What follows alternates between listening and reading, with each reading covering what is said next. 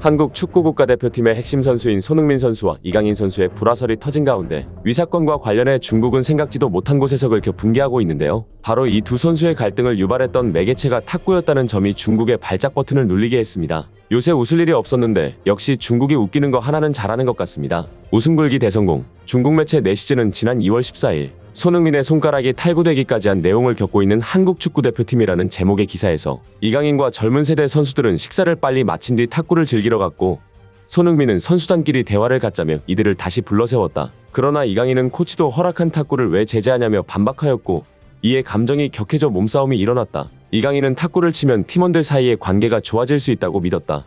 손흥민은 팀의 단합을 위해 이들을 불렀지만 오히려 이러한 갈등으로 중요한 대회를 앞두고 팀의 결속력을 잃게 만들었다. 이는 베테랑 선수가 해서는 안 될 실수이다. 이강인이 말한 것처럼 탁구를 함께 치는 것은 우정과 협력심을 키우는 수단이다. 단순히 밥을 먹고 이야기를 나누는 것만이 관계를 돈독하게 할 수 있는 것은 아니다. 손흥민의 편협한 시각은 결국 그에게 대가를 치르게 만들었고 또 팀원들 또한 같은 대가를 치르게 되었다라고 지적하였습니다. 중국 매체들은 손흥민과 이강인의 다툼보다 자국의 국기인 탁구가 무시받는 것에 더욱 기분이 나빠 보이는데요. 중국 언론의 의식 흐름은 다음과 같습니다. 중국이 그나마 잘하는 스포츠는 탁구, 이 탁구를 손흥민이 못하게 했다는 것은 탁구를 무시하는 것과 마찬가지.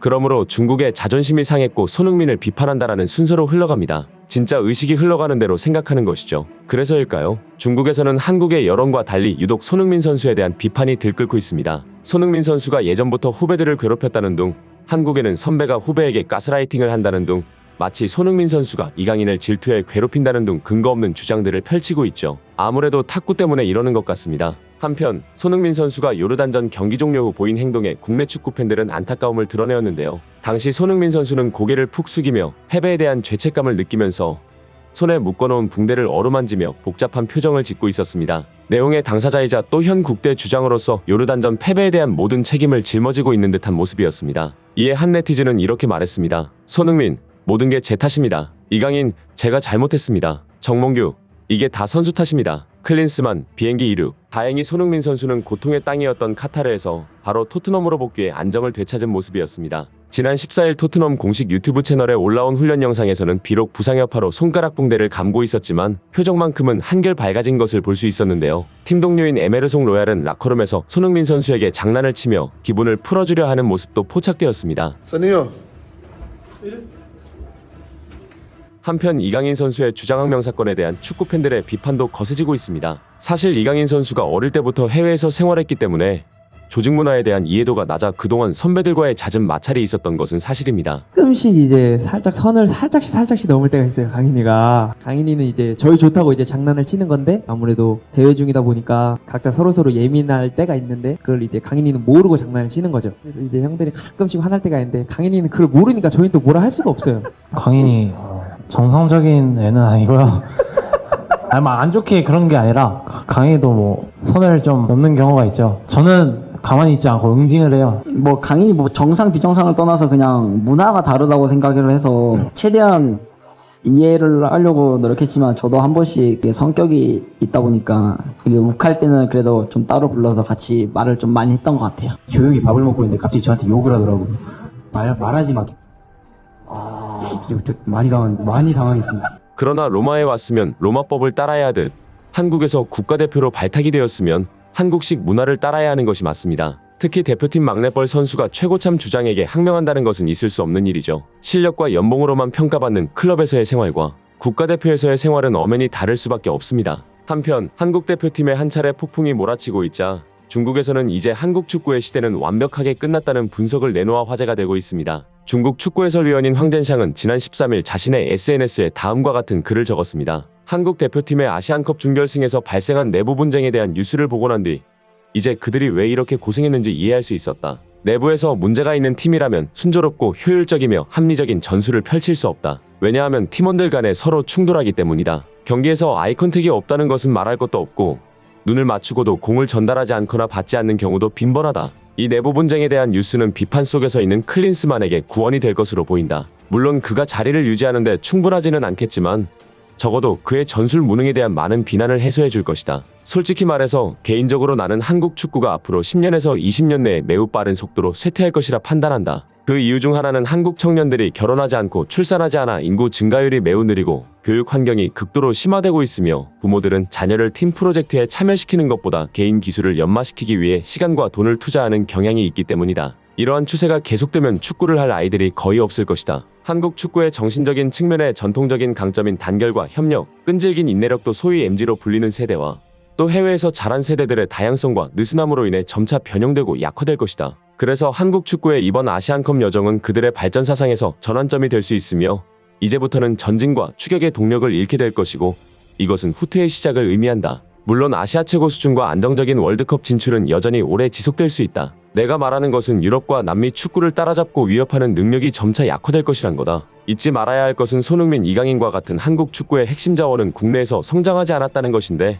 이조차도 한국의 국내 환경에 많은 문제가 있다는 것을 보여준다. 동아시아 축구의 빛은 일본을 보아야 한다 라고 하였죠. 이때다 싶어 비판하는 꼬라지가 참 역겨운데요. 그나저나 항상 느끼는 것이지만 중국은 일본은 싫어하면서도 누구보다도 일봉인 국가인 것 같습니다. 이 또한 열등감이겠죠. 중국의 이러한 비판은 점차 한국 축구를 상대할 때 자신감으로 변모하고 있는데요. 현재 중국 네티즌들은 앞으로 다가올 한국과의 아시아 예선 원정 경기를 두고 해볼 만하다는 의견을 내비치고 있습니다. 올해 6월에는 아시아 예선 6차전 경기인 한중전이 열리는데요. 한중국 네티즌은 중국보다 한참 아래의 피파 랭킹인 말레이시아도 한국을 상대로 3골을 넣었다면서 지금 한국 대표팀의 상황은 그 어느 때보다 어수선하며 비판받는 클린스만 감독은 사임할 생각이 없어 보여 중국이 한국을 이길 수 있는 절호의 기회가 왔다고 하였습니다. 낄 때와 빠질 때를 모르는 중국 네티즌인데요. 우리 축구대표팀이 불화가 아니라 아무리 서로 치고받고 다리가 부러지고 서로 원수가 될지언정 중국에게 지는 일은 없을 것입니다. 국내파로만 상대해도 중국은 거뜬하게 잡죠. 한편 중국은 한국보다 더 심각한 문제에 처해 있는데요. 한국은 클린스만이 사임하지 않겠다고 뻗팅기고 있는 상황이라면 중국은 얀코비치 감독이 사임을 하겠다고 밝혔음에도 후임으로 그 어떤 감독도 지원하고 있지 않아 감독 교체를 하지 못하고 있는 상황입니다. 중국 대표팀에게 있어 감독 연봉은 딱히 문제가 되지 않는데 2016년 당시 이탈리아 출신 리피 감독에게 308억 원이라는 막대한 연봉을 지급한 중국입니다. 현재 감독 후보로 이름을 올린 카를로스 케이로스, 이반코비치, 조르디 감독 등은 중국행에 대해 회의적인 반응을 내비쳤는데요. 문제는 돈이 아니라는 것이죠. 천하의 리피 감독도 개선되지 않는 중국 선수들에게 독서를 퍼부으며 중도 포기하고 자진 사임하였는데 이러한 중국 대표팀의 감독으로 부임하게 되면 욕은 욕대로 먹고 오히려 감독 커리어에 치명적인 오점이 남을 수 있다는 판단인 것입니다. 이에 중국은 감독 선임 기준을 대폭 낮췄다며 중국 리그에서 팀을 운영 중인 서정원 최강희 감독에게도 감독직을 제안을 하였으나 이들 한국 감독들도 가지 않겠다고 공언한 상태입니다. 이렇게 말씀드리면 한국도 마찬가지 아니냐, 한국에 올해는 감독도 없을 것이다 라고 하실 수 있는데 사실 한국 대표팀은 감독과 코치들에게 천국과 다름없습니다. 왜냐하면 해외에선 유례를 찾아볼 수 없는 투잡이 가능한 대표팀이 바로 한국 대표팀이기 때문입니다. 오히려 주객이 전도되어 국대직은 부업이고 본업을 따로 가질 수 있는 곳이 한국 국대인데요. 현재 미국에서 생활하고 있는 클린스만 감독은 말할 것도 없고 심지어 대표팀 수석 코치인 헤어초크도 본업이 따로 있습니다. 헤어초크는 15일 열린 챔피언스리그 16강 경기를 오스트리아 방송국 해설위원으로 중계하였는데요. 현재 오스트리아 ESPN 고정 패널로 매주 출연 중입니다. 심지어 클린스만은 2026년 월드컵 전까지 서울로 이사해야 하지만 헤어초크는 아예 한국 거주 조항이 없는 상황입니다. 특히 매니지먼트형 감독인 클린스만에게 있어 전술가인 수석 코치의 능력은 매우 중요한데 이는 클린스만이 독일 대표팀 감독을 수행할 당시의 수석 코치 레브의 역할을 보면 알 수 있습니다. 당시 레브 수석 코치는 팀의 모든 전술을 도맡아 책임졌고 선수들에게 전술을 지시할 당시 클린스만은 그저 선수 뒤에서 레브의 강의를 듣고만 있었습니다. 이에 필립 람은 자신의 자서전에서 클린스만은 체력 훈련만 지도하였고 전술의 모든 것은 레브가 짰다고 회상하였죠. 그러나 문제는 실질적 전술가여야 할 현 한국 수석 코치 헤어초크는 감독으로 성공한 적이 없으며 전술적 역량도 갖추지 못했습니다. 사실 클린스만호의 전술적 패착은 헤어초크의 머리에서 나왔다고 해도 과언이 아니죠. 오스트리아 ESPN 고정 해설위원인 헤어초크가 매주 경기가 열리는 해설 준비에 더 많은 시간을 쏟을 수밖에 없고 그만큼 한국 대표팀 코칭에 온전히 집중하기 어려울 수밖에 없을 것입니다.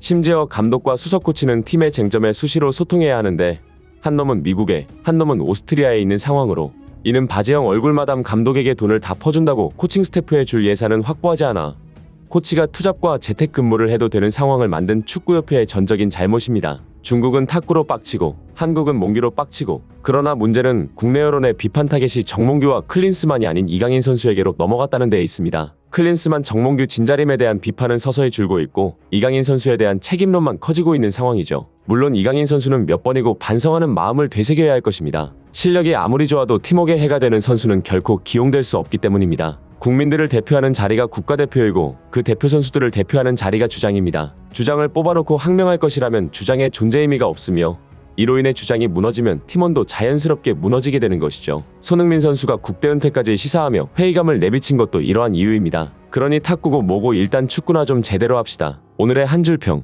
앞으로 국대에선 탁구 금지.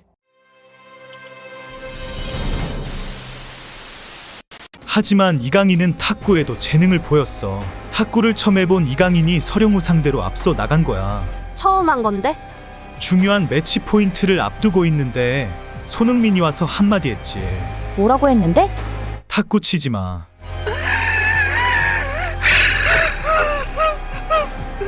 이상으로 리얼리즘이었습니다. 여러분의 생각은 어떠신가요? 현명하고 지혜로운 여러분의 의견을 지금 댓글에 남겨주세요. 감사합니다.